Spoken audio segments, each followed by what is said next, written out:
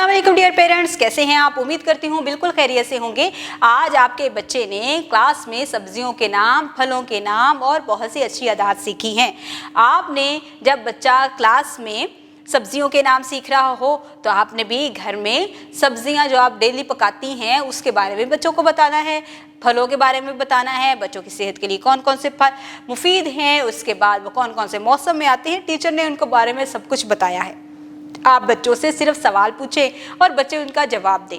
जहाँ पर बच्चे करेक्शन की ज़रूरत हो वहाँ पर बच्चों को करेक्शन करें।